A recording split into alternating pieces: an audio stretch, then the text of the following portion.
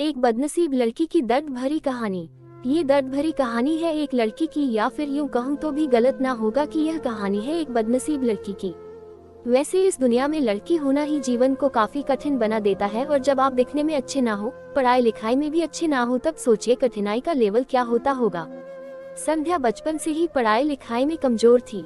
रंग उसका सांवला था, नाक नक्शा भी बाकी लड़कियों की तुलना में इतना खास न था। ऊपर से भगवान ने दांतों की बनावट भी टेढ़ी मेढ़ी दी थी। जब संध्या छोटी थी तो बचपन में स्कूल के बच्चे चिढ़ाते, बड़ी हुई तो गली मोहल्ले के लोग उसे देखकर मुंह फेर लिया करते। कोई भी उसका दोस्त बनने के लिए तैयार न था, उसके रिश्तेदार भी कुछ खास उसे भाव दिया ना करते। बस एक उसकी माँ ही थी जिसे उसके सूरत या लुक से कोई फर्क नहीं पड़ता। माँ संध्या से और संध्या माँ से बेहद प्यार करते। दुनिया भर की आलोचनाओं को सहने की शक्ति थी माँ संध्या के लिए। जब कोई उसे डफर बोल देता या जब कोई उसे बदसूरत बोल देता, जब संध्या को शादी के लिए देखने आए लोग उसे बिना पसंद किए लौट जाते, यहाँ तक कि जब खुद के पापा ही उसे मनहूस बोल देते, तब माँ ही तो थी जो उसे समझाती कि लोगों के बोलने से क्या होता है, तू तो मेरी प्यारी बेटी है। भगवान के किए इतने सारे अन्यायों के बावजूद संध्या जीना सीख गई थी। वो खुश रहना सीख गई थी। जो भी गिने चुने लोग उससे बातें करते, उन्हें चुटकुले सुनाकर हंसाया करती और खुद भी ठहाके लगाकर हंसा करती। इसके अलावा एक और बहुत बड़ी खूबी थी संध्या की, उसे खाना बनाने में बहुत मजा आता था।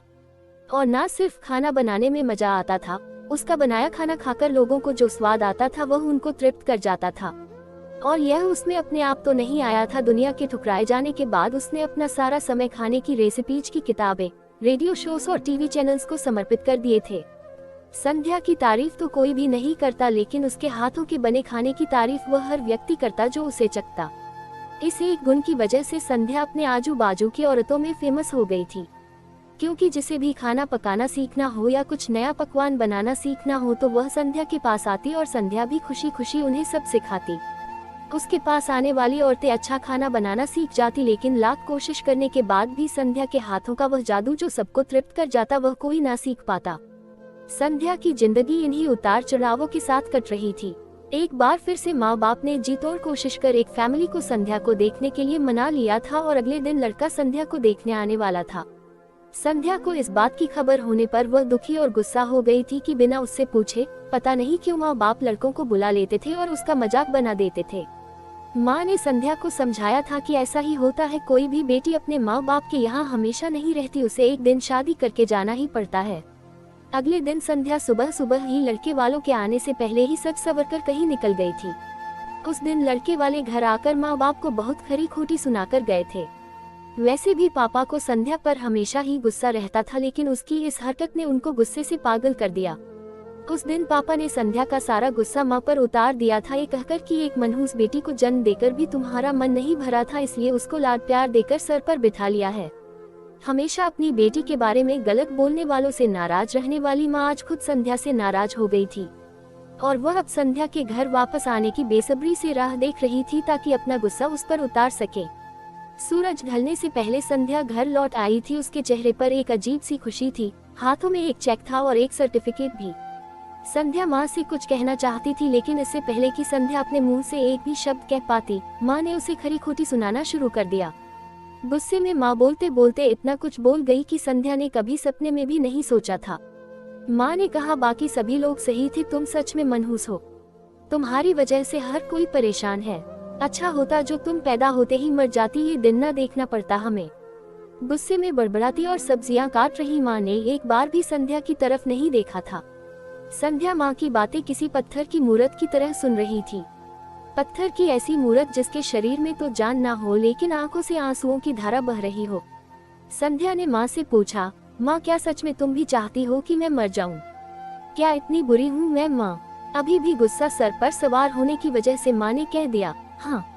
बिना एक पल भी सोचे संध्या ने सीधा अपने कमरे में जाकर कमरा अंदर से बंद कर लिया था। 1-2 मिनट बाद गुस्सा थोड़ा शांत होने पर माँ को अपनी गलती का एहसास हुआ तो संध्या के रूम की तरफ गई।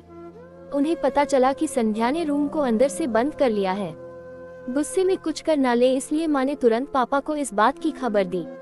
दोनों ने काफी दरवाजा खोलने की कोशिश की, लेकिन जब नाकामयाब रहे तो दरवाजा तोड़ दिया। अपने स्कार्फ से फांसी का फंदा तैयार कर संध्या पंखे से लटक रही थी। ज्यादा वक्त नहीं हुआ था, वह सिर्फ बेहोश हुई थी। माँ पापा ने तुरंत उसे पंखे से अलग किया और बेड पर लेटाया।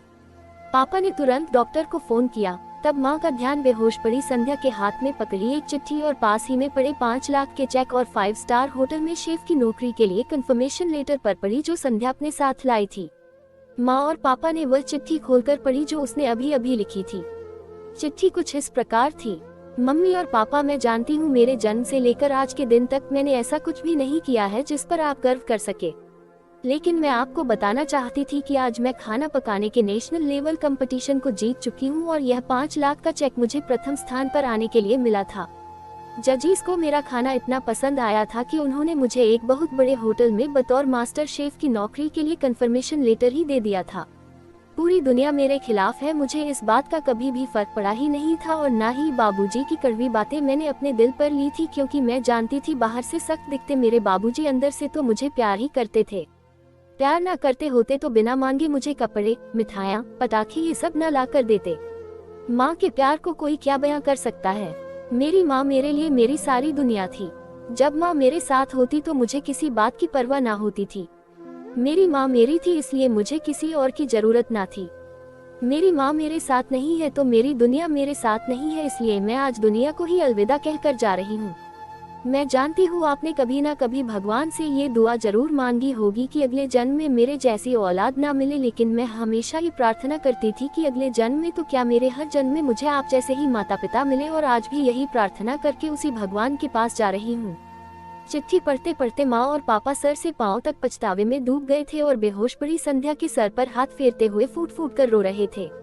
दोस्तों, पूरी कहानी पढ़ने के लिए धन्यवाद। मैं जानता हूँ ये कहानी आपके दिल को छू गई है। मैं उम्मीद कर सकता हूँ कि अब आप जाने अनजाने में किसी भी व्यक्ति का उसके बाहरी लुक्स की वजह से दिल नहीं दुखाएंगे।